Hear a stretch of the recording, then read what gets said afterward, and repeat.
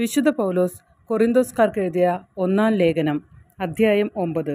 അപ്പസ്തോലൻ്റെ അവകാശം. ഞാൻ സ്വതന്ത്രനല്ലേ? ഞാൻ അപ്പസ്തോലനല്ലേ? ഞാൻ നമ്മുടെ കർത്താവായ യേശുവിനെ കണ്ടിട്ടില്ലേ? കർത്താവിന് വേണ്ടിയുള്ള എൻ്റെ അധ്വാനങ്ങളുടെ ഫലമല്ലേ നിങ്ങൾ? മറ്റുള്ളവർക്ക് ഞാൻ അപ്പസ്തോലനല്ലെങ്കിൽ തന്നെയും നിങ്ങൾക്ക് തീർച്ചയായും ഞാൻ അപ്പസ്തോലനാണ്. നിങ്ങൾ കർത്താവിൽ എൻ്റെ അപ്പസ്തോല പ്രവൃത്തിയുടെ മുദ്രയുമാണ്.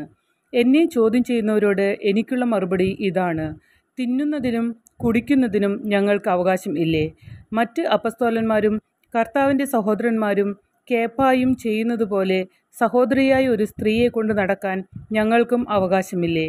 ജോലി ചെയ്യാതിരിക്കാൻ ബർന്നബാസിനും എനിക്കും മാത്രം അവകാശമില്ലയോ? സ്വന്തം ചെലവിൽ സൈനിക സേവനത്തിന് പോകുന്നവനുണ്ടോ? മുന്തിരിത്തോട്ടം ഉണ്ടാക്കിയിട്ട് അതിൻ്റെ ഫലത്തിൽ നിന്ന് ഭക്ഷിക്കാത്തവനുണ്ടോ? ആട്ടിൻപറ്റത്തെ വളർത്തിയിട്ട് അതിൻ്റെ പാൽ കുടിക്കാത്തവനുണ്ടോ? ഞാൻ ഈ പറയുന്നത് കേവലം മാനുഷികമായിട്ടാണോ? നിയമം അനുശാസിക്കുന്നതും ഇതുതന്നെയല്ലേ? എന്തെന്നാൽ മോശയുടെ നിയമത്തിൽ എഴുതിയിരിക്കുന്നു: ധാന്യം മെതിക്കുന്ന കാളയുടെ വായ് നിങ്ങൾ മൂടിക്കെട്ടരുത്.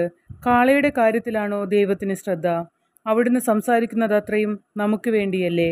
ഉഴുകുന്നവൻ പ്രതിഫലേച്ഛയോടും മെതിക്കുന്നവൻ ഓഹരി ലഭിക്കുമെന്ന പ്രതീക്ഷയോടും കൂടെ ജോലി ചെയ്യുന്നതിന് നമുക്ക് വേണ്ടി ഇത് എഴുതപ്പെട്ടിരിക്കുന്നു. ഞങ്ങൾ നിങ്ങളുടെ ഇടയിൽ ആത്മീയ നന്മകൾ വിതച്ചെങ്കിൽ നിങ്ങളിൽ നിന്ന് ഭൗതിക ഫലങ്ങൾ കൊയ്യുന്നത് അധികപ്പറ്റാണോ? നിങ്ങളുടെ മേലുള്ള ഈ ന്യായമായ അവകാശത്തിൽ മറ്റുള്ളവർക്ക് പങ്കുചേരാമെങ്കിൽ ഞങ്ങൾക്ക് അതിന് കൂടുതൽ അർഹതയില്ലേ? എങ്കിലും ഞങ്ങൾ ഈ അവകാശം ഉപയോഗപ്പെടുത്തിയിട്ടില്ല.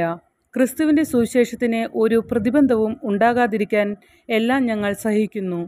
ദേവാലയ ജോലിക്കാർക്കുള്ള ഭക്ഷണം ദേവാലയത്തിൽ നിന്നാണെന്നും അൾത്താര ശുശ്രൂഷകർ ബലിവസ്തുക്കളുടെ പങ്കുപറ്റുന്നുവെന്നും നിങ്ങൾ അറിയുന്നില്ലേ?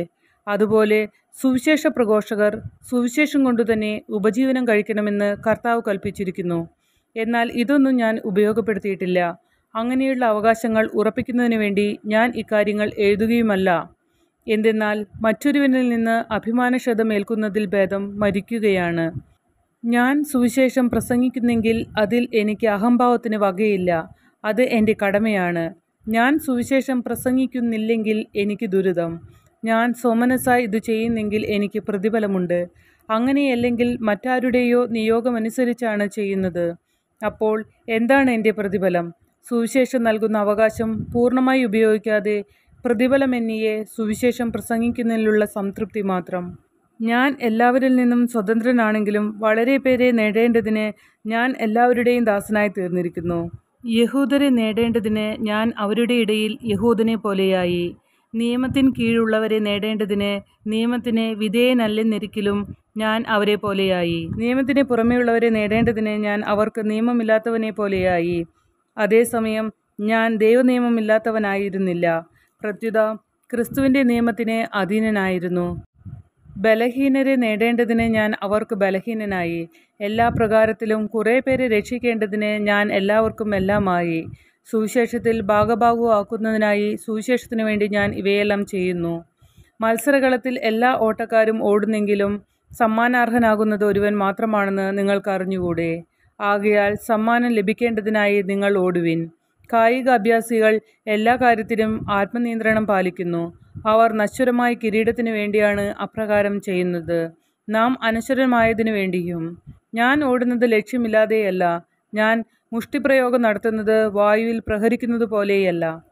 മറ്റുള്ളവരോട് സുവിശേഷം പ്രസംഗിച്ച ഞാൻ തന്നെ തിരസ്കൃതനാകാതിരിക്കുന്നതിന് എൻ്റെ ശരീരത്തെ ഞാൻ കർശനമായി നിയന്ത്രിച്ച് കീഴടക്കുന്നു.